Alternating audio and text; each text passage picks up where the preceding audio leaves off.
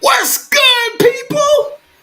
It's your boy Uncle Fred back in the house, back in the saddle, one more again. I know y'all thought your boy had done went on somewhere else, did something different, put up and scrapped this whole thing. But nah, man, it's just been a couple of weeks since I did a video. Tried to look at some of the stuff we was doing in the off season, and some of the stuff kind of gets you a little discouraged. But anywho, we today we're gonna try and I'm thought maybe about doing a mock draft show, but I'm not really gonna do that. I really didn't have the time to put one of them together. But we are gonna talk draft. We're gonna talk draft today. As the draft is in a couple of days, we're gonna talk about that. Talk about some players that what our draft strategy might would should be. Number one, number two. With that said strategy, what are the players that I'd like to see us do at the position that we're in, and some of the players and some of the contingent plans that I'd like to see us do as we look forward to the draft on Thursday night, man. So sit back, relax, with your boy Uncle Fred, and we're gonna hit this draft and hit some players. We're gonna hit this thing hard, man, for about 20 minutes. Y'all hang with your boy.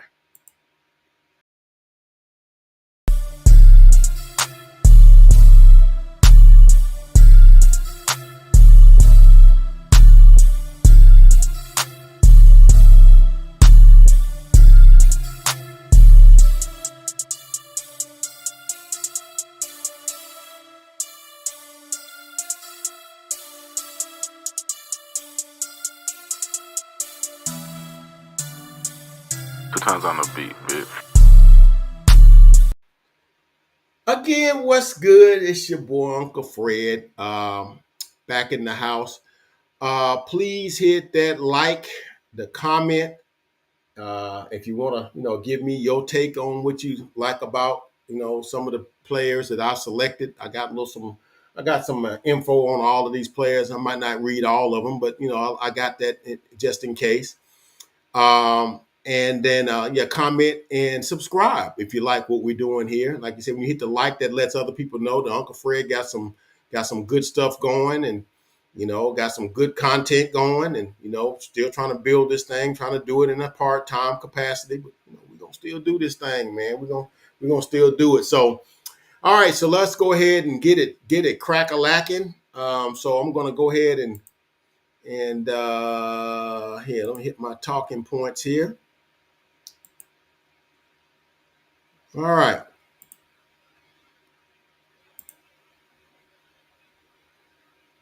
Okay.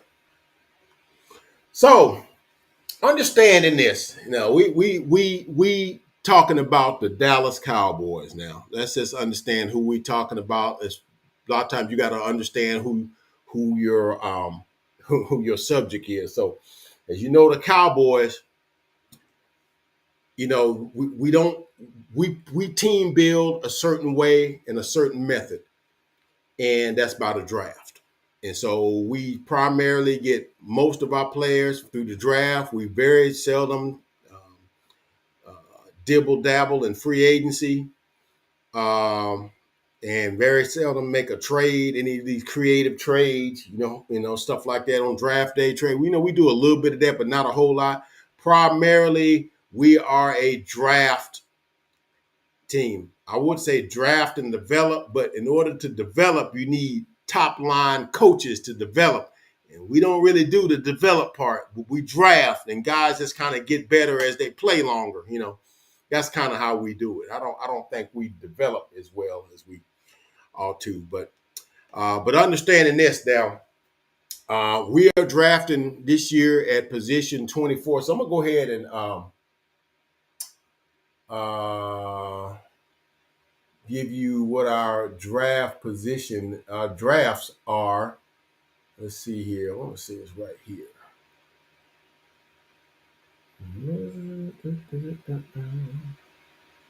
No, that's not. Let's see. Let's go here. Let's go here. Yeah.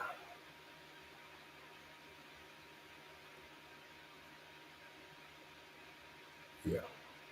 All right, these are our picks. The Cowboys have our first pick at 24, second pick 56, third pick 87, and then we got no fourth round pick. Our fourth round pick is currently wearing jersey number 15 for us, but that's neither here nor there. Fifth round, we got number 174, which is a compensatory pick. And number 6 is 216. It's also a compensatory pick. If you'll remember, we gave up our normal rotation, fifth and sixth round picks last year for the rights to get Brandon Cooks and Stephon Gilmore. But we were able to get fifth and sixth compensatory picks due to, I think, because we got rid of Connor Williams and Connor McGovern, maybe those are the two guys that we got rid of. And so because we got rid of those guys, we got compensatory picks that, so the Cooks and Gilmore thing really didn't cost us anything. So for anybody to try to give us a whole lot of credit for that, we had really those picks in our back pocket. So it really didn't, nothing ventured, nothing gained. But we got fifth and sixth picks of those, and then we got 2 seventh round picks. We got pick number 233, and I think that might have come, it says from Las Vegas. That probably comes from the Jonathan Hankins deal. We probably gave them a pick, and they gave us a pick, you know. And then round 7, we got 244. So all total, we got 7 picks. All right. So with that being said, that kind of frames the draft strategy that we probably should adopt, because depending on what kind of draft capital you've got, probably will determine what kind of draft strategy that you will employ. So for instance, Jacksonville last year had like 11 picks. So they had like 3 or 4 draft day trades and stuff, and allowed them to move up, move down, and do some different things because they had a total of 11 picks. They didn't want all them picks, but they'll use them picks to kind of get up into the draft and get a guy that they want, you know. So for instance, if you didn't have if you had an abundance of picks and there's a certain guy that you wanted, and say, for instance, you were a team that was like 1 or 2 players away, and you've identified a guy in the draft that you like, and you done did all the research and did all the homework and have decided that this guy is the guy. So, and say maybe your pick is at like ours is 24, but you know that guy that you want ain't gonna be there at 24, so you'll find somebody at like 12, and you'll move up. You'll talk to him, say, hey man, we got a second round and a third round pick. We'll give you for that number 12.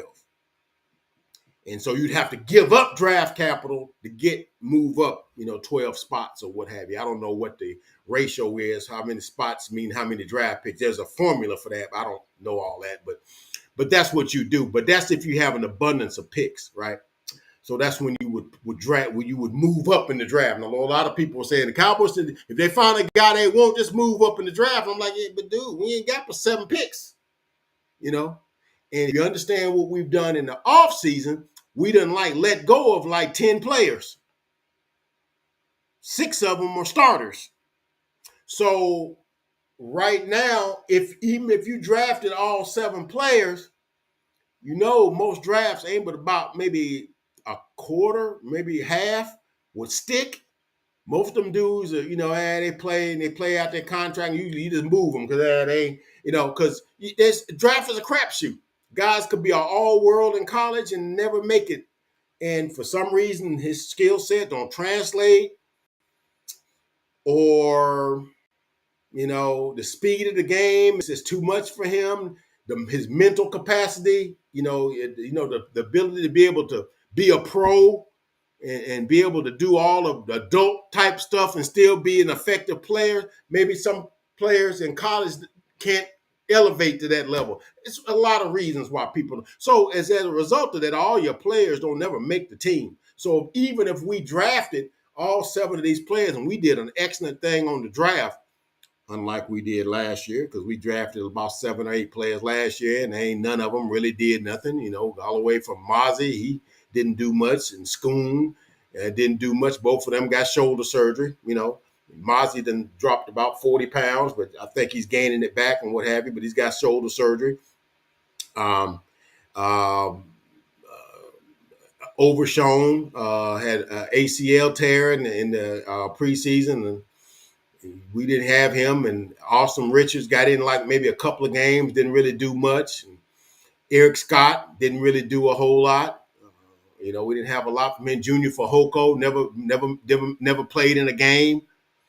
So we didn't really do a whole lot with the draft. This is actually one of the worst drafts I've seen in terms of what they end up turning into.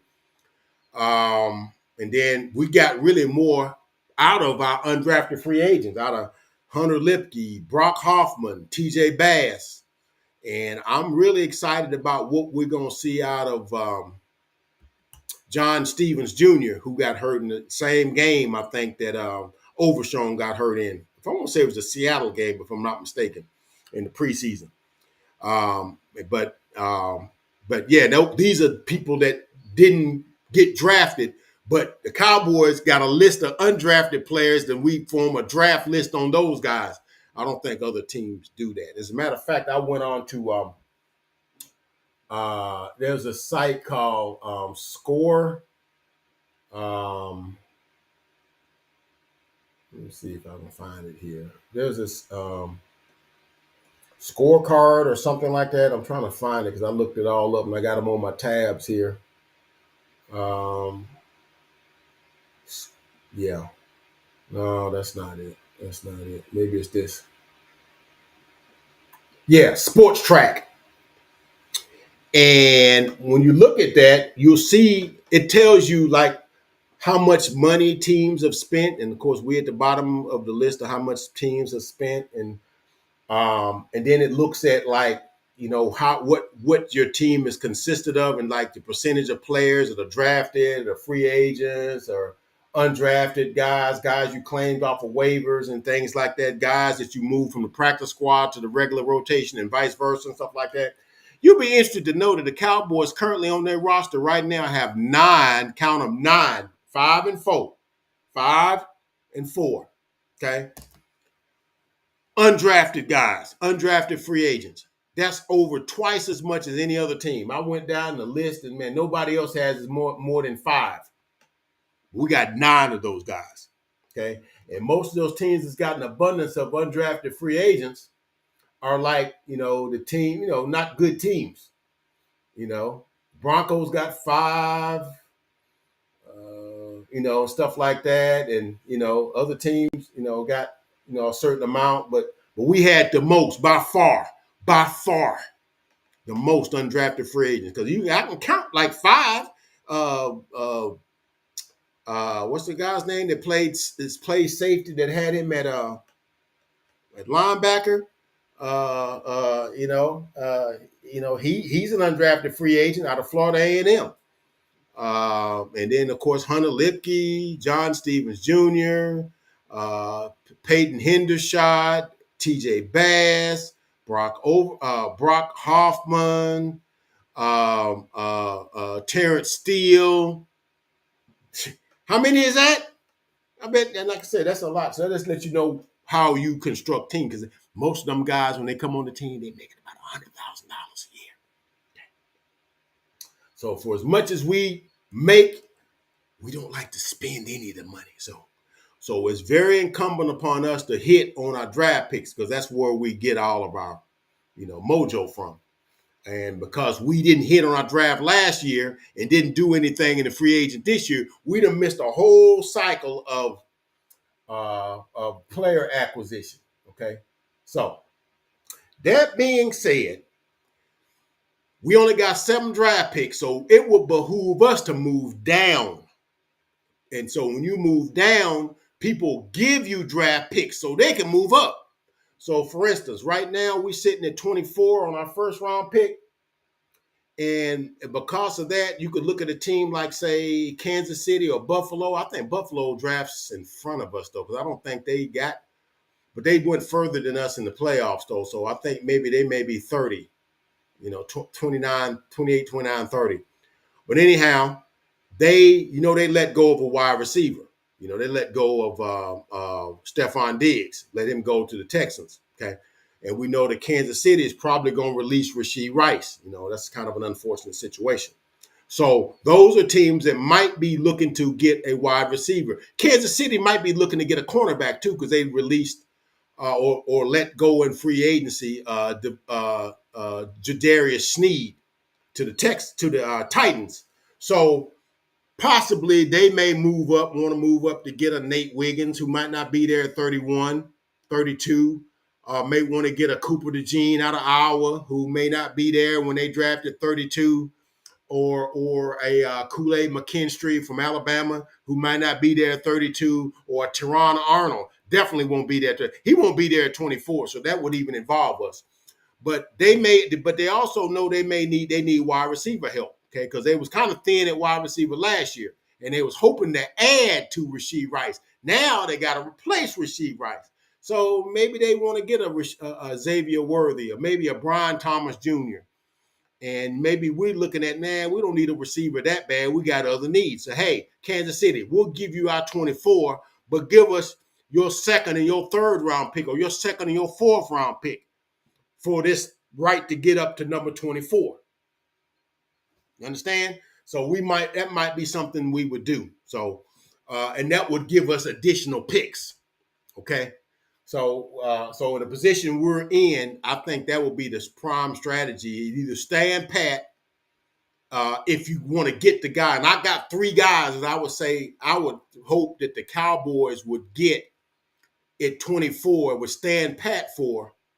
But if you don't get them, I will be looking for trade partners to move down. And because the sweet spot in the draft is like at the bottom half of the first round, and towards the middle of the second round. So like from pick like 30 to like 65 and whatever, man, that's a lot of good talent in them positions, from tackles, centers, linebackers, wide receivers, all kind of good stuff. And we're going to talk about some of them on our thing. So without any further preliminary, if I can get this thing to act right, here we go. Oh no, why is it not working? There we go. All right. Cowboys got the number 24 pick. So if you look on my screen here, you look at what we want, what we need, okay? Because we let go of Tyron Smith and we let go of Tyler Biadasz, okay, in free agency. Tyler Biadasz went to the Commanders, and Tyron Smith went to the New York Jets, okay?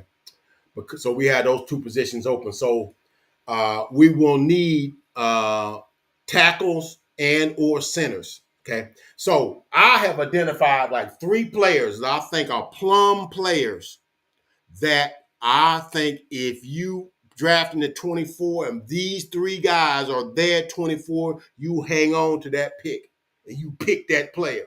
And then maybe you do some stuff in round 2 or round 3 to get additional picks and move up in the round 2. Higher in the round 2. Say, another team didn't have a round 2 pick, you could give them, or didn't have got a round 3 pick, but not got a round 2 pick, a couple of round 2 picks, and don't want them, and say, we'll give you a 3 and a 4 for that 2, or 3 and a 5 for that round, for your round 2 and maybe somebody else's round 2. Then we would be in business, get some additional picks. You have to find a couple of draft partners. I don't know if I'm trying not to confuse you here. Okay. But here's this is Uncle Fred's thing here. So my first pet cat, that if you get to 24 and the bell chimes, why does this thing not do what I want it to do when I want it to do?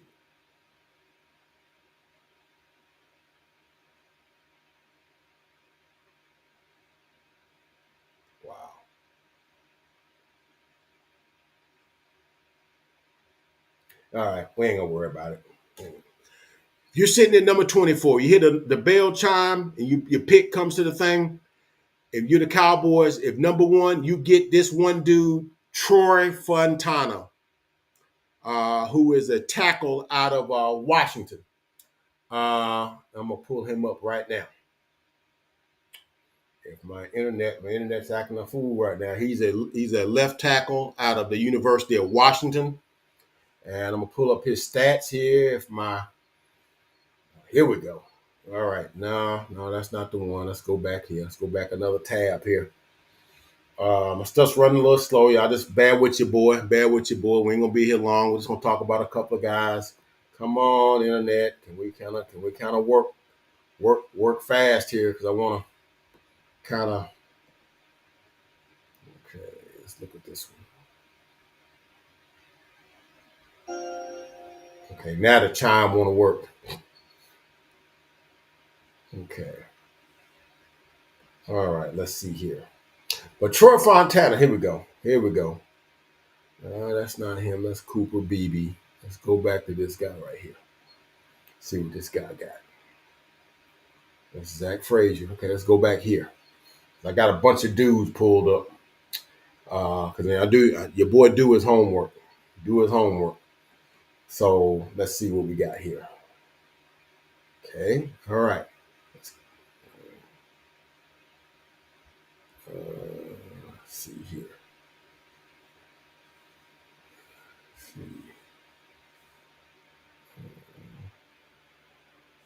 Let's see here. Let's go here. I think this is him right here. So we got our fingers crossed. Here we go.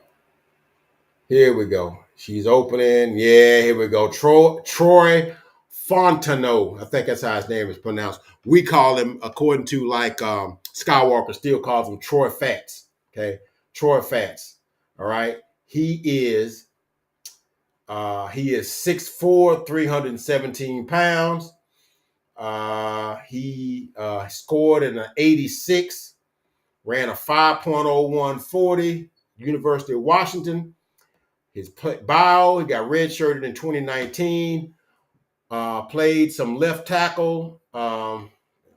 See that? Played three starts at 2021 at left tackle, one at left guard. That means he got a little bit of position flex. Played all 13 games at 22, sorry. All of them at left tackle. 12 of them at left tackle, one at left guard, position flex. 2023, third team Associated Press All-American, first team All Pac-12. Team won Joe Moore Award given to the nation's top offensive lineman. Team's offensive power player of the year. Finalist for the Polynesian College Football Player of the Year. Started all 15 games this year at left tackle, and we know they played for the national championship at Michigan this year. Okay, he is recognized as one of the top tackles. Now, I know that some of the better tackles in the thing, if you're talking about Joe Alt from Notre Dame, you're talking about Talisi Fuaga from Oregon State. You're talking about J.C. Latham from Alabama, which I think he's better than J.C. Latham, even though I'm a Roll Tider. Got to be honest here. I think he's better than them. And then, of course, Fashanu from Penn State, I think is better. It may be a little bit better. But this guy's right up there with them. It says right here in his overview, he's a ready-made brawler without an ounce of finesse in his game. He has starting experience at tackle and guard and is well coached. That's all I need to see right there. So he's the guy that I would pick if that guy, because this is how the thing goes. And I'm going to quote Vosh Lombardi on this. Teams suck at drafting, right? So right now, I think they only have the experts. You're talking about Lance Zierlein. You're talking about DJ Daniel Jeremiah. Daniel Jeremiah. I'll get it right here in a minute. And some of the other guys, they only have like 3 dudes that are first-round quarterbacks. And I think they are Caleb Williams, Jaden Daniels, and Drake May. Those 3. Okay. Now, some of the other dudes that people may want to insert into the first round, like a Michael Penix, like a J.J. McCarthy, like a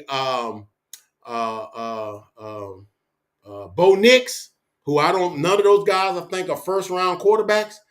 I think some teams, because teams get thirsty off the quarterbacks, and like Josh Lombardi said, teams just suck at drafting, and I hope they do move them into the top, because you know what that does? That pushes the players we want down to us at 24. So Come on, JJ McCarthy. Let the Vikings pick you. Come on, JJ McCarthy, Bo Nix. Let the Denver Broncos draft, even though they went and got Zach Wilson from the Jets a couple of days ago. So they may not be in the mood for a quarterback, but there's some other teams that might be. But let them go ahead and get them a quarterback. The Raiders, they may want them a quarterback, right? So, yeah, because they really don't have a quarterback either. I think they got, what's the dude's name? Connor something. Is it not Connor Cook? That's the old dude. I can't think with it, but that they got an unproven quarterback, so they may go on and get you guys a guy first in the first round, so they push the tackles and the wide receivers on down and the centers on down to us. So we'll get a guy, right?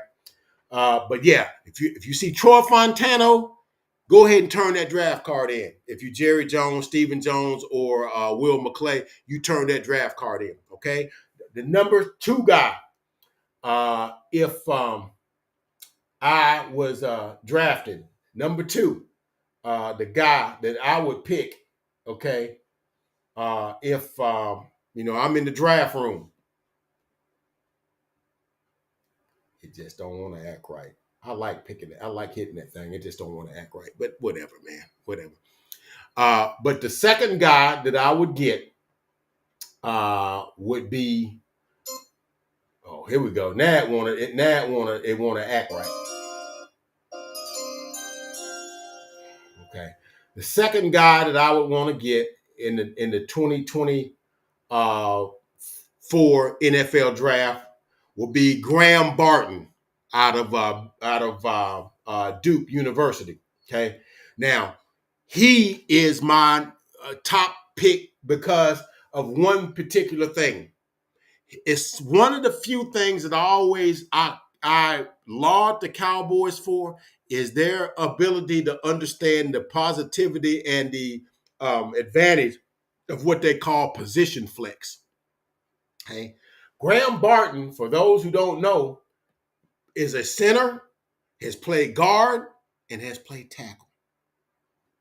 So that's ready-made for the Cowboys because the Cowboys like to do that because that allows you to mix and match guys and not lose productivity, not lose continuity, not lose creativity, not lose production. Okay. And it also kind of like keeps the price points down because tackles are price pointed higher than guards and guards are price pointed higher than centers. You want a guy that you want to keep his money down, you put him in center. And if you get better than too good, put him at guard. And then all else fails, you don't put him at tackle. Because it's like, nah, that's going to be too much money if you hit, So that's a way to keep the cost down. But even in the industry and work in the industries, people in most companies like to say cross train.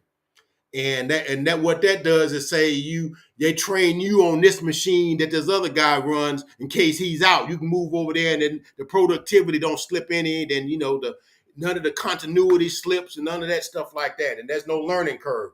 Or route, if I used to deliver routes on different things and routes and stuff. And so sometimes they might give your route to somebody else. You out, it's okay. Like in the mail system, they give you somebody else's route. I've had many times we'd have mail delivered at a company I was working for. And I'm like, dude, I don't know you. Yeah, I got such and such as route today. And so sometimes they have a learning curve because they don't do that route all the time. But if they do it a time or two, they'll be able to do that seamlessly. So the same thing works in the offensive line. You can find a guy that can be a 9 at tackle and only drops down to like maybe a 7 or an 8 at guard and maybe only a 7 or 8 at center. You can interchange him man, you got you something. So Graham Barton, you see here in 2020, he played his final 6 games in 2020 at center because he had injuries on the offensive line. 2021 played all 12 games at left tackle. So he's played center and tackle. Okay. 2022, first team all ACC, all 13 games at left tackle. 2023, first team all ACC, started 9 games at left tackle, missed 4 games, including the team's Birmingham Bowl win over Troy with a lower body injury of some sort. Okay. So he's played, I think they said somewhere, I read somewhere, he's also played a little guard too. So he's got experience at guard, center, and tackle. That's good position flex. So So Lance Zierlein, who's one of the most respected draft prognosticators, like Mel Kiper and Kiper, Mel Kiper, and Todd McShay. Lance Zierlein is one of them guys too. But he says he's got pleasurable tape. He's got tenacity, good know-how, full knowledge of display throughout. Played high level at left tackle. Will likely be his home at left tackle, but he said he does play well at center. Okay, so that's a guy I would say you get to number 24. Graham Barton is still on the board. We keep that pick. You get to number 24 and Troy Fontano is still there. You keep that pick. Okay. All right. My number 3 guy, and I don't know if I did a tab on him or not. I don't know if I did. I'm going to see if I did. Yes, I did. Number 3,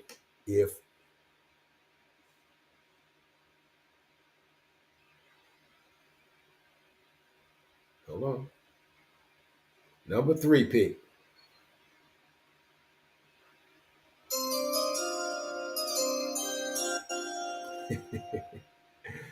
My goodness.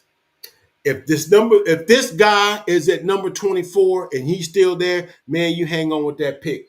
My pick would be, in addition to those two, would be Jackson Powers Johnson. Okay, he is a center from Oregon.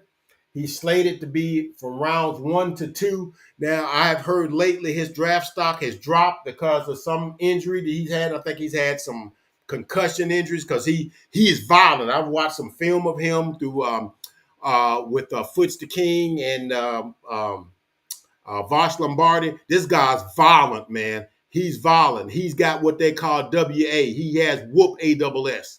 He likes to combat, man. He likes to combat. But he says he's a fierce competitor with a salty disposition, but it does say he needs to improve his first phase technique to create more consistent block and sustain his blocks. But he likes to fight, because if all else fails, you want to just have some whoop AWS. And that, I think a lot of the guys that watch film and stuff, just give up on the block and you lose. And say, no, he's going to fight you for that. He's going to fight you, and you want that as your center, okay?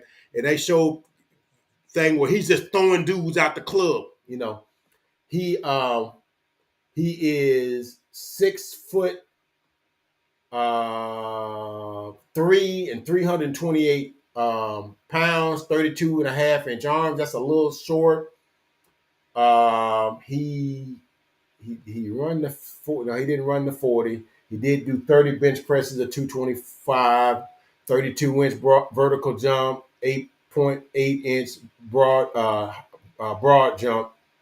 And he is my center number 1. But Graham Barton is my center number 1 too. So his bio here, he played. He's a consensus top 5 center and prospect nationally when he is in high school. 2021 played 11 games, 3 starts, 1 of each at right guard, at left guard, and at defensive tackle. So he played a little defense. So he's like, what's my man named Lacone, Alex Alacone. Everybody knows our roster. Alex Alacone is a dude that played defense, offensive line, all that kind of stuff. He's moved the offensive line to defensive line for the Alamo Bowl versus Oklahoma in 21. 22, he played all 12 games at right guard. So he got a little position flex also. Played a little guard. 2023, won the Remington Award. That's for the top center. First team Associated Press All-American, first team Pac-12 conference, started 13 games at center. One was a Joe Moore Award winner for the nation's top offensive lineman. Okay. So this is the guy. So those 3 dudes in the offensive line, if they're there, you pick that guy. Okay. You pick that guy if he's there at number 24. Now, there's one other guy that I would pick if he's there at 24 and he's not an offensive lineman. I got to run all the way down here to the end. I got to run all the way down here to the end. Okay. And it's a wide receiver. Now, I know wide receiver is not a position of need. I know a lot about content creators, landlord and a couple others that, man, I want a receiver. I want a receiver. But it's like, man, that's kind of irresponsible because you got offensive line holes you got to fill. You got defensive line holes you got to fill. We're going to let go of 2 pass rushers. Dorrance Armstrong, Dante Fowler also lost. Jonathan Hankins, so we be thin on the defense and offensive line. So it will be kind of irresponsible to draft a wide receiver. Somebody likened it to going out to the club and spending $200, $300, $400 and then using the rent money to do that. That kind of irresponsible. But I'm gonna tell you something. Because of the way some teams draft and some teams thirst for quarterbacks and other things like that, and sometimes teams reaching on players. Some teams gonna reach and get a running back in the first round. Hopefully it ain't us. Okay. And so that's gonna push guys down. But if we can get to number 24, and them 3 dudes I just mentioned, and you hear that same tweet, dun, dun, dun, dun, dun, dun, dun, and you see Brian Thomas Jr., wide receiver from LSU, sitting there at 24, boy, you better take that dude. Brian Thomas Jr. 6. Here we go. Here we go. He is 6. Here we go. 6'3", 210 pounds. 32-inch arms, 9.75, 9.75-inch arms. He scored an 86 on his combine score. Ran a 4.33 40. How many times you gonna find a dude 6'3" and runs a 4.3 40? Okay, 38-inch vertical leap. Played 12 games in 2021, 28 catches, 2 touchdowns. 2022, played all 13 games, 6 starts, 31 catches, 361 and 5 touchdowns. 2023, which is this year, 3rd team All American, 2nd team All SEC, led FBS with 17 touchdowns. Okay, played in all 13 games. Had 68 catches, 1,177 yards, which is 17.3 yards a catch. And like I said before, 17 touchdowns. Lance Zierlein said he is now the top receivers is going to be Marvin Harrison Jr. It's going to be Malik Neighbors, which is his teammate on LSU. LSU had some great receivers, man. And then Rome Odunze from Washington is probably the number 3 or number 2, number 3. They kind of interchangeable. And then you kind of don't get into wide receiver for a while. Then Brian Thomas kind of towards the bottom of the teens, how he's been projected. So if he's the slide to number 24, man, I'm taking him because I would like to pair him up with CeeDee Lamb, and that would be a nice project. Because what we can do some finagling and get some additional 2nd round picks by moving some guys in the 3rd round pick up. Getting some guys to teams to team up with us in the 5th and the 3rd rounds, maybe give out some additional picks to get a couple of 2nd round picks.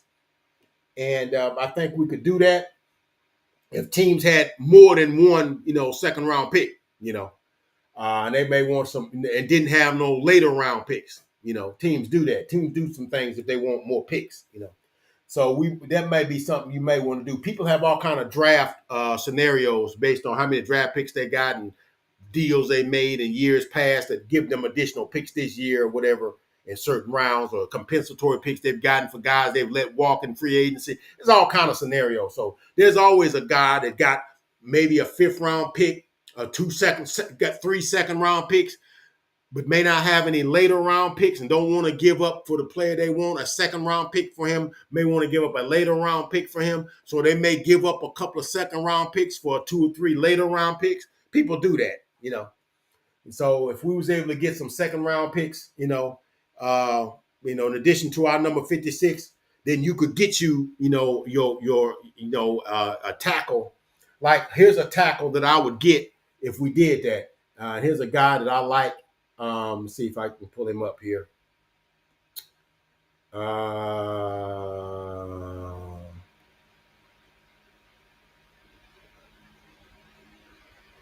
that's not him. He's maybe right here. Here's a guy I think we would get because he's projected to be a second round pick, and he's like right up the Cowboys' alley because he has that thing called position flex. No, that's not him either. Let's look here. Yeah, I think this is him here. No, it's not him either. I had so many tabs that the names ain't pulling up, so I have to look at some different things here to pull them up. Okay, it's probably up here then. Let me back up. Let me back up. Let me back up. Okay, no, that's not him. Maybe this guy.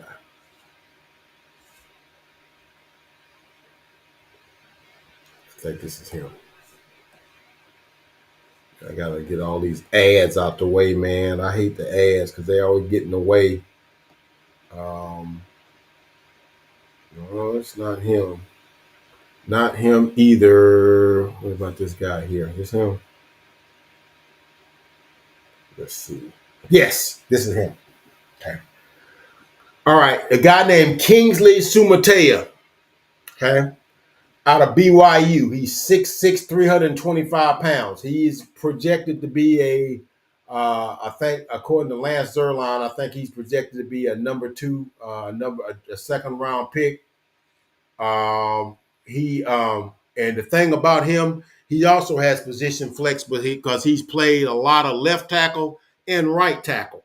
Because I know a lot of times we want guys to play the other side, and that's not easily done. But if you ambidextrous in that way, and meaning you played an equal number or a generous number of left tackle and right tackle, this is a guy. If you say, because I don't know if he'd be there at 56, if we had a situation where we moved down or moved up and get some additional second round picks, this is a guy I would get early or mid in the second round. If I moved down, or if I picked a center at my first pick, or picked Brian Thomas Jr. at my first pick, I would come back and get Kingsley Sumatea in the second round. And he's let me see if I got some info on him. Now I'll give you one piece of information on him. He is the cousin. He grew up in I think Ogden, Utah, which is where he's from. He's from Utah because that's what BYU is. But he's born in Hawaii. You know who he's the cousin of? Huh? He is the cousin of Penei Sewell. Okay, so yeah, if you get this guy, I believe in genetics. That means he got good genetics, man. So you can pull this guy, all right. And then so those are the guys. So if you got any of those four dudes, whether it's Troy Fontano, Graham Barton, Jackson Powers Johnson, or Brian Thomas Jr., you keep that pick. But if any of those guys are gone, I'm moving down. Okay, I'm moving down. Okay, I'm moving down. If I move down to like 31, 32, 28, 29, 30, somewhere in there, and give me an extra second round pick and maybe a fourth round pick for that, then I'm taking a dude named Amarius Mims out of Georgia. He's a guy that he's got first round talent, but I think he could slip because of a couple of things, because he has only played 8 games at Georgia. But I'm going to tell you this, man. You're not really gonna go wrong with an offensive lineman from Georgia. You just kind of not, in the regime that they're in now. You're not gonna go wrong there. Marius Mims, let me give you his size. I mean, this is a big boy, man. He's a big dude, and if this thing would go away here, then quit. Low, I want to say he's like 6'7" and 340. He is a mammoth of a dude, man. Mammoth. He is a mammoth of a dude. Come on now. Come on. Get rid of this crap so I can see my stuff. He's 6'7" and 240, 340. Okay, here we go. This want to do silly stuff. He's 6'7", 340. He only had 8 games of playing tackle at Georgia. And he's a little raw, okay, but he's got good traits, and he's got that brawler in him, because that's one thing that Vosh Lombardi was saying about him. He will fight. He's a fighter, because sometimes if your techniques is gone, you still got to fight. Some guys will just give up on blocks. He's not going to do that. He's going to fight you for that. Like I said, he played 8 games. He played on 2 national championship. He played on a national championship team, I think in 22. And in addition to that, he played about 8 games all total at left tackle. And so things acting a monkey. So I don't have all my information here. It's acting real stupid right here about right now. So we're done with that. So Amarius Mims, that's a guy I wouldn't mind getting. Now, a guy that I wouldn't get, and I don't have him listed, that a lot of people have us minded to Tyler Guyton. Now, I haven't watched a lot of film on him, but a lot of people who I respect and who know film and do draft like analysis and do prospect, they watch film and they watch how the guys, especially like Vosh Lombardi, who used to be an offensive lineman, and have watched, they understand like arm placement, hand placement, your shoulders, and how you engage, how your feet, and what kind of feet you have, and whether you fight, in the phone booth, how you and that sort of thing. He didn't like Guyton. He's big like Mims. He's like 6'8" and about 340 also, but he didn't like his technique. He had slow, like clumsy feet, according to a couple of them, Foots and Vosh Lombardi. They was talking about that. So I didn't get a lot of good from them on him.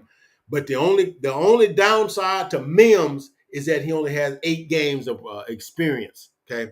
And another dude, Jordan Morgan, is another dude that I would draft in the 2nd round.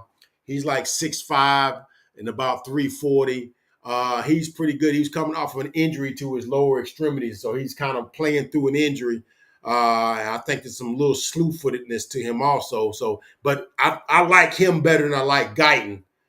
And plus Guyton played right tackle too, and I don't know if he's skilled enough to translate into left tackle. So he also got that going. So that's what I'm kind of looking at that. So some of the positions, I know we looked at center at Graham Barton. We looked at Jackson Powers Johnson. Now, if you get wiped out on those, you still need a center. You may have picked maybe a guard and maybe a tackle, and maybe you pick wide receiver in them first 2 picks. You still know you need a center. I would go with a guy named Cedric Van Pran, also from Georgia. I would go with him. And I got him over here. If this thing act right, it's acting real monkey. Cedric Van Pran. Now he's played a lot of games at center. He's a little slender. I think he's like 6'4" and like 298. A little smaller, but he's very skilled, very polished. He's played on 2 national championship teams on the offensive line, and stuff like that. So that's a guy that, maybe in the 2nd round, you might look to get him, and like that kind of thing. So, yeah. Anywho, yeah, that's a guy. And my thing is just acting so weird right now. None of my tabs are working. But yeah, Cedric Van Pran. That's the center I would mind getting. Zach Frazier, a guy out of West Virginia, has played some other offensive line positions as well. I want to say he's played some tackle and let's see here. Yeah, Jackson Powers Johnson here. Let's look at this next guy. This might be Zach. It's Marius Mims there. Okay. Let's look at this guy here. What's this guy? This guy is Zach Frazier. Here he is. He is 6'3", 313. He got some good film. He's who's all the way back to 2020. He was an all Big 12 Honorable mention, played a little left guard, West Virginia. First freshman to start since 1980 on the offensive line of West Virginia. Second team All Big 12 in 2021, 2022 Big 12 All Conference, all Big 12 All Conference. First team started all 12 games at center. 2023, third team Associated Press All American. So he went from second team All Big 12 to first team All Big 12 to third team Associated Press, then first team All Big 12. Finalist for the William Campbell Trophy for the academic Heisman. Started all 12 games at center and suffered from injury in the regular season finale. And as a result, that opted out of the Mayo Bowl against North Carolina. He's slated to be for round 3. So you could get you a center, a competent center, if you miss out on, Jackson Powers Johnson, Graham Barton, any of those guys. You could get this guy or Van Pran in rounds 2 or round 3. So these are guys that I would get. I would not have any problems drafting. Okay. Now, let's look at some of the other things. Now, we know we got a draft and pick at number 56. And now, if you listen to some of the draft news, we've been kind of associated with Jonathan Brooks, and there's a reason for that. Number one, he's at Texas. All the Texas guys get associated with us because, that's Texas. That's the Dallas Cowboys. That's Texas. That close proximity. Now, also because Jonathan Brooks is got hurt toward the end of the season. Let's just pull him up. Let's just pull old boy up here. Running back, you really don't want to draft a running back in the first round. I wouldn't, draft a running back in the first round. But, we know Jahmyr Gibbs and Bijan Robinson both got drafted in the first round last year. Teams will do that. I don't know if any of these guys are as special as those two dudes are. But he is 6 foot, 216 pounds. Obviously didn't run the 40 because he suffered an ACL in the November game, missed the rest of the season. Our own Dr. Cooper on the Dallas Cowboys medical staff did his surgery. So we were well acquainted with his surgery and his progress. As a result of that, he was one of the Cowboys' 30 visits. So, yeah, he's really associated with us. But here's my problem with him. Now, he played 7 games in 2022. He played behind Bijan Robinson, who got drafted number 8 overall by the Falcons, and played behind Rashawn Johnson, who was drafted in the 4th round by the Bears.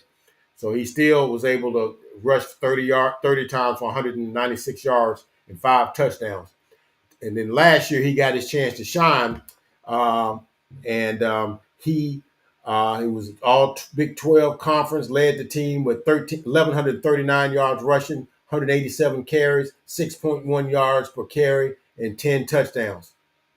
And he had 25 catches for 286 yards and 1 touchdown receiving. Missed the end of the season with a torn ACL. Okay. So here's my problem with him in the second round. Here's my problem with us drafting him. Now, I'm not saying this dude's not going to be a great pro because I think he is. Because I think outside the injury, he'd be the number 1 running back drafted. My problem with him is that, number one, you're not drafting him in the first round. Okay, the draft science behind that is when you draft somebody in the first round, you get what they call that 5th year option, which means you get 5 years to evaluate. You got 5 years you can control the salary. Which on the player side, you don't like that. Okay, on the organizational side, you get enough opportunities to see this guy, so you'll know if you want to commit a big contract to the guy. So you got his 5th year option, which you could pick up or decline. If you decline it, you can let him go or let him play on it. And he can go be a free agent afterwards, whatever the case might be. Problem is, this guy got hurt in November towards the end of the season. And look, man, and I don't like the way we handle guys with injuries. I'm just going to talk about this and we're going to get ready to go because we pretty much done all we were going to do here. Because there's a couple other running backs that I was going to talk about here, but we pretty much talked about the most of the guys we want to talk about. But I don't like how our team handles injuries.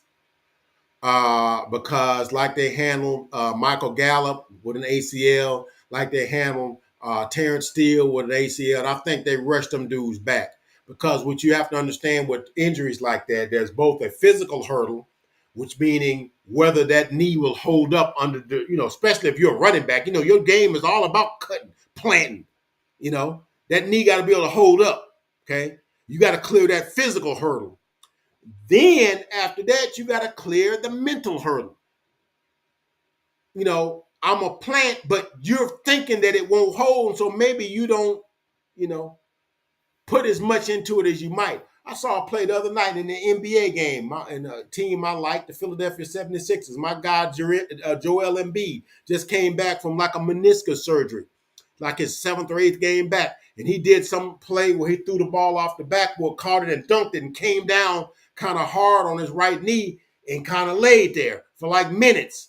And they had to get him up and took him to the locker room. And they said he was fine, but he was scared because he had to get over that mental hurdle. Will this knee hold up when I do something like that? We probably should have thought of that before he did that crazy move. But the point is, in my way of looking at things, and I hope they don't do this with Trayvon Diggs, but to me, man, you need a year, man, to totally recover from an ACL.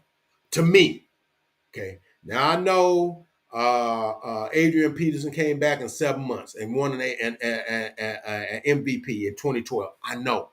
But everybody not Adrian Peterson. Okay, everybody might not have his work ethic. And a lot of times that depends on what position you play, too. And you're a running back, and I know he was a running back. I just don't know, and especially in the cornerback and stuff like that. That's why I was mad that they didn't re-sign Stephon Gilmore, because I know they're going to try to make Trayvon Diggs come back early. And I'm going to tell you, if they make him come back and try to be 100% in game 1, I'm telling you, I'm hoping it don't happen, but I promise you it's a chance that he's going to have a setback. And if he have a setback on that knee could become like a perpetual thing where that knee never is right again. And you just committed like $95 million to this guy. Okay? Go ahead and give Stephon Gilmore that 2-year deal and let him, because he's going to be instrumental in doing this Mike Zimmer defense. Let him, so that way the Diggs can come back in his own time. What I'm saying is, as it relates to Jonathan Brooks, the guy got hurt in November. What's December, January, February, March, April? That's 5 months.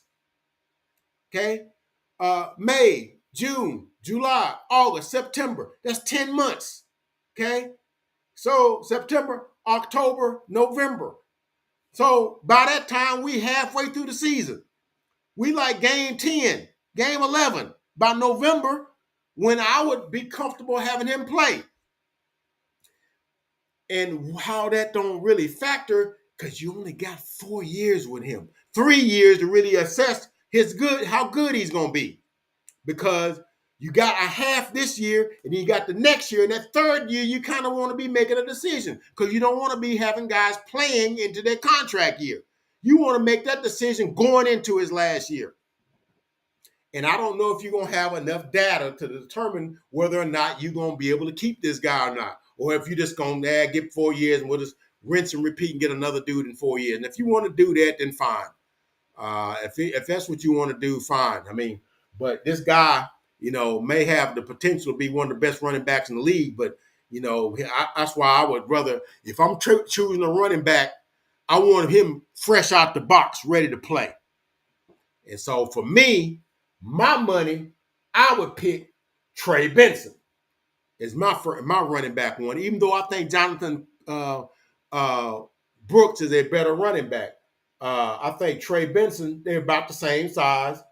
They're both about 6'1", about 215. I think they're about the same thing. Yeah, he's 6 foot 216.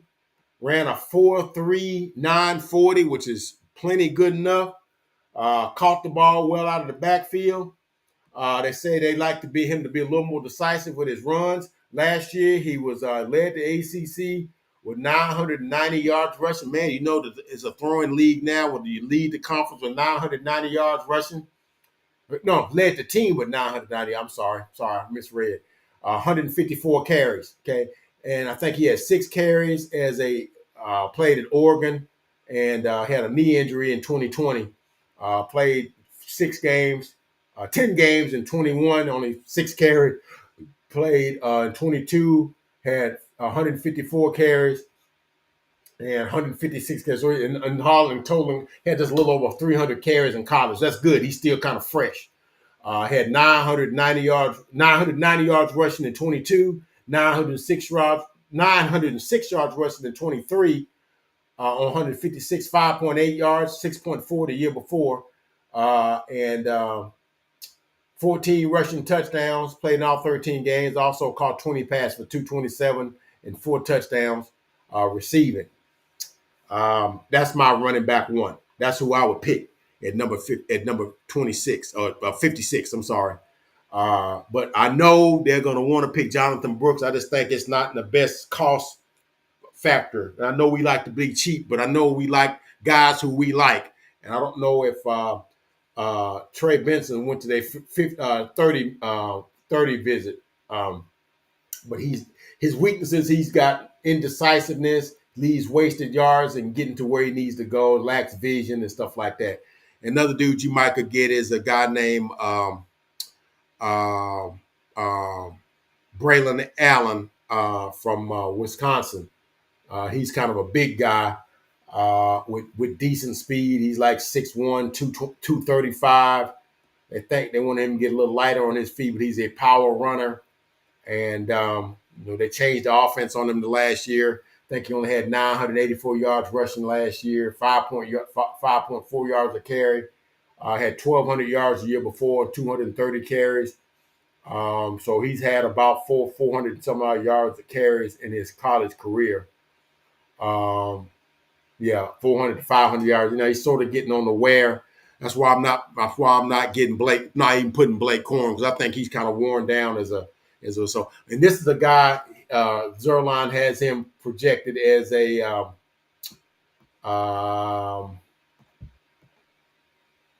he's associated with Michael Bush rounds 3 or 4.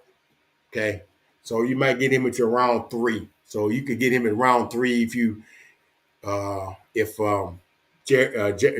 Jonathan Brooks or Trey Benson ain't there at round 2. And there are some sleepers in there that I like at running back, and I'm not going to go into any details with them, but Isaac Garindo, who played at I think South Carolina for a couple of years, and he transferred to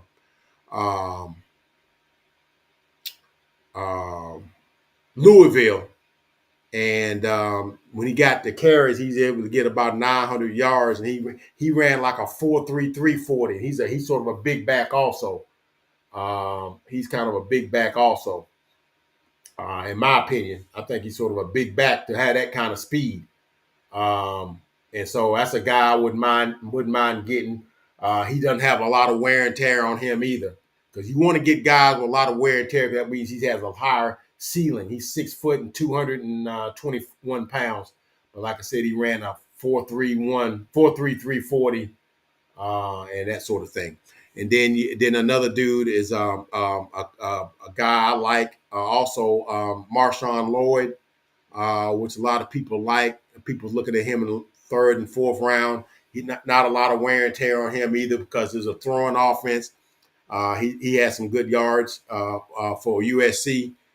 He's playing with Caleb Williams and another dude, Jace McClellan. They got him projected as round 7. He's out of Alabama. I like the Roll Tide guys. I think he's from Texas. I think he was a 30 visit for the Cowboys. And I think a lot of people have him as a round 7 or an undrafted free agent. The Cowboys like the undrafted free agent dudes. He ran a 4.5. I think he didn't run the 40. He didn't run the 40. He's 5'10", 221. That's good size right there, man. And I've seen him have some good runs at Alabama. So he's a guy, that I think that he got a little bit of usage at Alabama, but that's a guy I would like to see. Maybe if we don't get a running back at these earlier picks, we might come back in round 6 or 7 and get Jace McClellan. I would like to see that. Defensive tackle. We need to get us a defensive tackle. I know there's some guys in the draft. There's there's a Mason Smith. He's a one tech at LSU.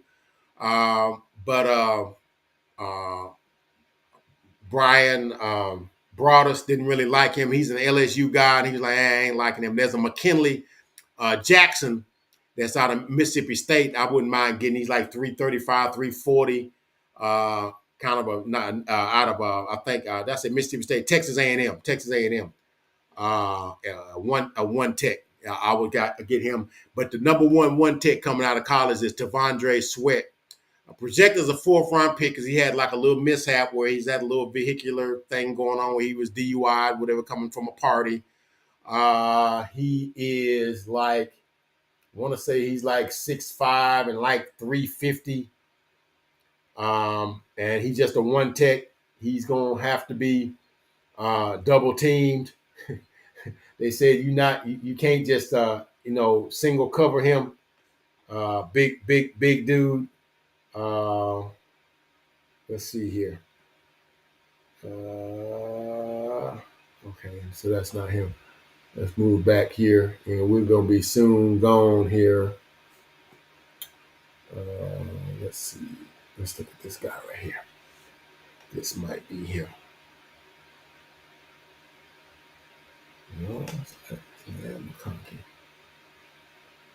Lael McConkey. Xavier Leggett. Okay, maybe he's right there.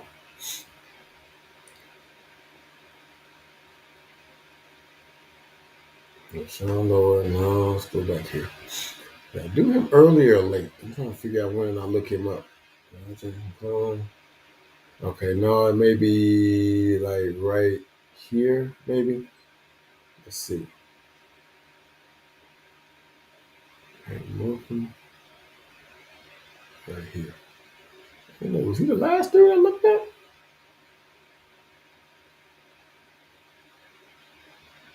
No, not yet.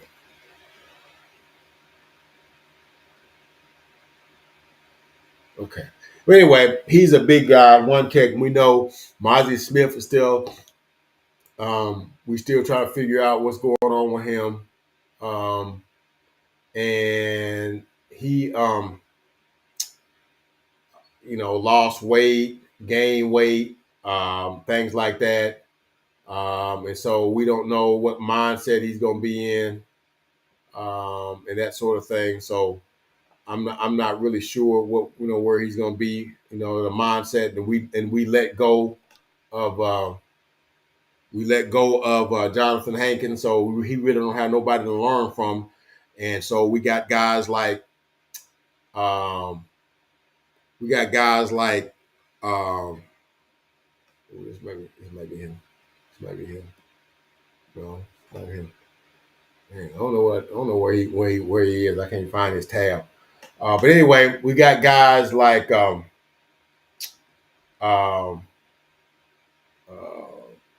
Odigazua that's playing defensive tackle, and Chauncey Golston that's really playing defensive tackle. I think Zimmer might move him to defensive end, but we'll need a one tech. So Tavondre Sweat is a guy I think we would want to get as a defensive tackle position. Big guy, can't be moved, run, space eater. And that's a guy I think we're gonna have to have.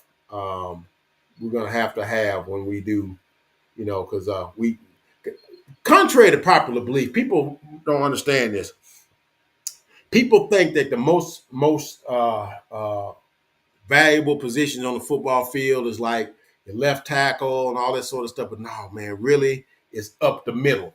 Okay, it's right up the middle. It's up the middle. Okay, it's up the middle. It's your center. It's your two guards. And on defense, it's your one tech and your two inside tackle.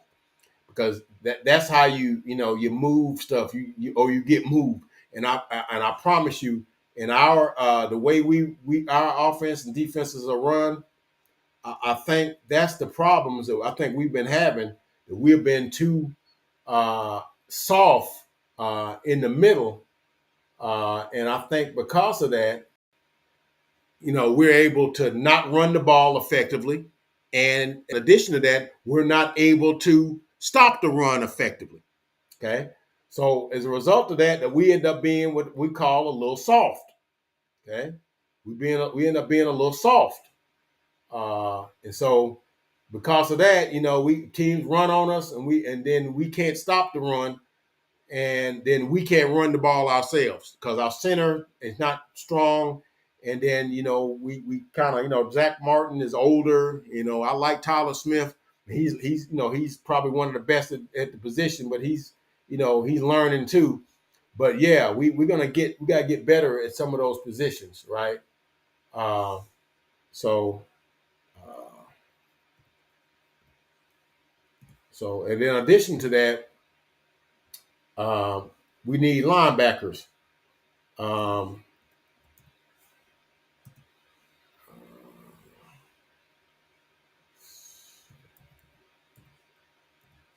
I don't understand why this thing didn't get my. I don't get it, man. I don't know. I don't know what the.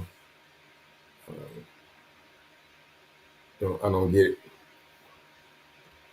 I had this pulled up. Maybe I got out of it, didn't realize I did. But anyway, here's T'Vondre Sweat. I had to relook him up. But anyway, he is.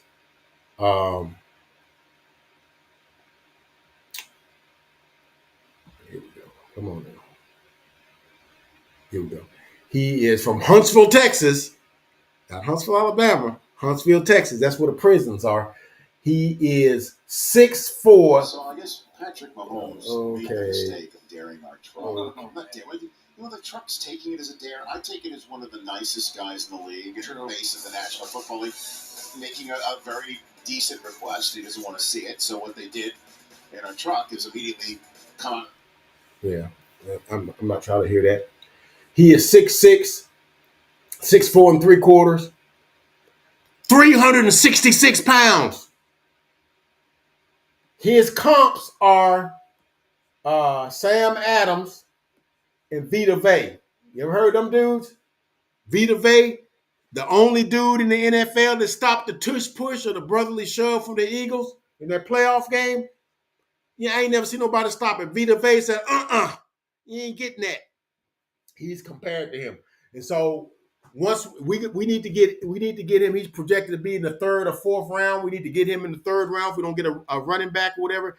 And then we need to get somewhere in the second or third round. We need additional picks, man, because we need linebackers. Because I think we need to get one linebacker to go with the dude we picked up from the Chargers. We need to, and I can't think, his name escapes me right now, but we need one other linebacker because Overshown, we don't know if he's coming back from ACL also.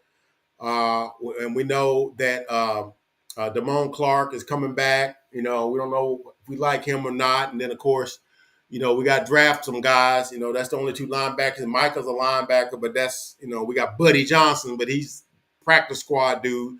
So, yeah, we drafted a Peyton Wilson out of North Carolina State, but he got hurt, got shoulder injuries his freshman and sophomore seasons. He's played the last two seasons without being hurt, but, he's probably the best linebacker in the country. 240 pounds, run a 4.33 40, 4.3, 4.35, 4.39 40, something like that. And then if you don't get him, Adrian Cooper. Adrian Cooper was a 30 visit to the Cowboys out of Texas A&M, run a 4.51 40, had 17 and a half tackles for losses and 9 sacks last year for Texas A&M. And those are guys. If we want to stop the run, we need linebackers. We need one techs. Of that, we have none. So we got to get them. We didn't get any in free agency. There were linebackers that be had. There was one techs to be had. We didn't get any of them. Okay? DJ Reader was to be had. Okay? What's the kid from Minnesota? Danielle Hunter. He could be had. Played under Mike Zimmer. Didn't go get him. So we got to get it in the draft. So, but anyway, these are some of the guys. Now, wide receivers, like I said, Brian Thomas, if we get him in round 1, I'm taking. Otherwise, I'm going second or third round for my receivers. If I see second round and I see Y'all might not understand this, but Lab McConkey is a baller, man. That right there is Cooper Kupp. Great route runner, 6 foot, 170, 180, 190. Probably put a little peanut butter on him, be about 200 when he get to the league. Great route runner, got enough speed, ran a 4.43 40. Shoot, I'm fine. He right here. Yeah, I like Lab McConkey. Don't let the paint job fool you now. Don't let the paint job fool you. You know, yeah, people be allowing the Cooper Kupp letting the paint job fool them. Lab McConkey is he's from Chatworth, Georgia. He's 6 foot 186. He ran a 4.39 40. So, my bad, Lab. My bad, dude. 4.39 40. One of the fastest 40s in the thing, other than Xavier Worthy and some of these other dudes. That's a fast 40. It's gonna be some dudes that's gonna love having this dude on the field, man. That dude's a steal. They got him slated at round 2. Okay, round 2. So if we want a wide receiver at round 2, we got an extra pick at round 2 because I don't think you're gonna be there at pick 56. You go get Lab McConkey, and I guarantee you're not gonna be disappointed in him. Xavier Legette, I talked about him a couple of months ago. 6'1", 227, ran a 4.39 40, just like him, but he's 6'1", 227. That's a big dude, okay? Big physical dude. And some of them routes that we was running to Brandon Cooks, them little slants that he was getting knocked off is run by what's the guy's name? The cornerback for the Green Bay. Not happening to Xavier Legette. Then he can run by guys because he got 4.39 speed at 227 pounds. So, yeah, I like Xavier Legette, too. And Lab McConkey. And Keon Coleman, I like him too out of Florida State. I didn't get a lot of info on Keon Coleman, but he is now one thing I do know about Keon Coleman, he's the cousin of CeeDee Lamb. Okay, that Florida State team had a lot of talent on it, man, a lot of talent because they had an edge rusher, Jared Verse is on their team. They got a defensive lineman on that team that ran like a 4.5 40 at like 290 pounds. His name escapes me right now. That Florida State team was talented, man. Got a lot of good players on it. But these are some of the guys. I'm looking at Xavier Legette is slated a number 2 pick. Lab McConkey, number 2 pick. Keon Coleman, number 2 or number 3 round pick. So I'm just excited to see what direction the Cowboys go. I might come on here later to kind of see what picks we want to make and see what we're doing. But anyway, man, didn't mean to go so long, but you know what, man? We talking about draft, talking about the Cowboys. There's so many players. There's so many, it's just so many possibilities. It's all the strategy, man. It's just exciting stuff. Now, I know this has been a down year off season for the Cowboys and players they've let go, the contract negotiations or lack thereof, the verbal sparring going back and forth with CeeDee Lamb, Michael Parsons, Dak Prescott, which is like really our 3 best players on the team, and guys that is due to get paid and we can't afford to have them. But it's like, dude, if you do their contracts, it's going to create money. It's going to create about $30 million if you go ahead and do their contracts. But they're trying to be stubborn, want to do it their way. I don't want to get into the salary cap thing. Mark Holmes talked about that. It's just amazing how a team like the Eagles got like got players in like 5 or 6 positions in the top 5 position-wise and money and still under the salary cap, and you don't hear them complaining about paying none of them. They got 2 wide receivers making $25+ million a year in A.J. Brown and Devontae Smith. So Devontae Smith got drafted after CeeDee Lamb. Don't let that mess you up. And he had a 5th-year option too. So they could have not even took care of him until 2025 because he has a 5th-year option. Okay. He got drafted in 2021. Okay. 2021. So 21, 22, 23, 24, and 25. He could have played all 5 of them seasons before they made a decision. They got him taken care of in 2023. You didn't hear nothing in the news. Okay, they got him. They signed Landon Dickerson to a top 5 guard deal. They signed C.J. Gardner-Johnson to a high deal in terms of safeties. And then there's so many other. Oh my gosh, it's be time to get off of here. They also signed Jalen Hurts to a 5-year, $52 million deal, and like $180 million of that guaranteed. Still they got 2 offensive linemen. I can't think of Malata. He's in the top 5 of the tackles in money. So you got about 5-6 players in different positions in the top money, and then you got Saquon Barkley, who's making like 12, 13 million. He's the top second running back in money. But you can't pay our guys. See, some of that math ain't mathing, but that ain't. But these are some of the things we've been dealing with in this past off season. But we got the draft to look forward to, and if we do some nice things in the draft, I think we can still salvage our season. But anyway, man, like, comment, and subscribe. Become a part of the Uncle Fred Sports Experience, man. And I guarantee you won't be disappointed. We'll get back to you probably later this week. And definitely on draft night, and tell you what I thought of the draft picks that we made on day 1, and see if we got creative with that thing or we just stayed pat.